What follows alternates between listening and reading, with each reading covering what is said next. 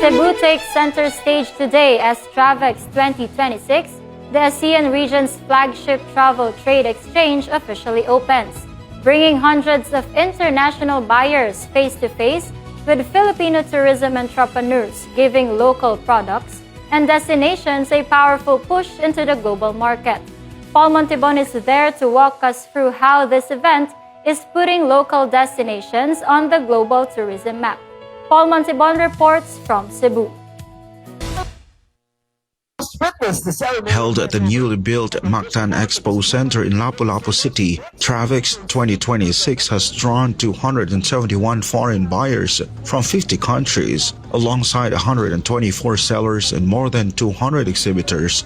Many of them are proudly representing homegrown Philippine tourism enterprises. The opening ceremony was led by Philippine Tourism Secretary Cristina Garcia Frasco, joined by tourism officials from ASEAN member states, including Indonesia's Tourism Minister Widianti Putri Wardana. Organizers say the event reflects ASEAN's continuing effort to promote the region as a unified tourism destination. This year's TRAVEX places strong emphasis on local participation, with Filipino exhibitors showcasing hotels and resorts, tour packages, MICE venues, airlines, and community-based tourism products, all hoping to secure partnerships, bookings, and long-term deals with international buyers. Overall, umabot na po sa over 1,000 total participants. Later on, we're expecting around 1,500 for the opening ceremony. As of today, meron po tayong over 200 buyers. No? Tapos, napakadami pong sellers. Nakita nyo naman po sa Philippine Pavilion po kanina, which comes from many parts of the country. I think it's around over 100 plus.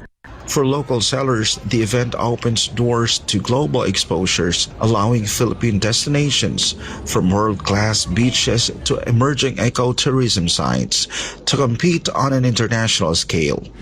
Walking around here at Mactan Expo Center, you'll see Filipino sellers busy talking with buyers from different parts of the world, from resorts to tour packages to unique local experiences. The Philippine tourism gets a chance to be seen, be heard, and booked by global market. The three-day TRAVEX 2026 is expected to generate new partnerships and stronger market access for local sellers, proving that when it comes to tourism, Filipino products and experiences are ready to shine on the world stage. For God and my beloved country, the Philippines, reporting from Mactan, Cebu, this has been Paul Montibon, SMNI News.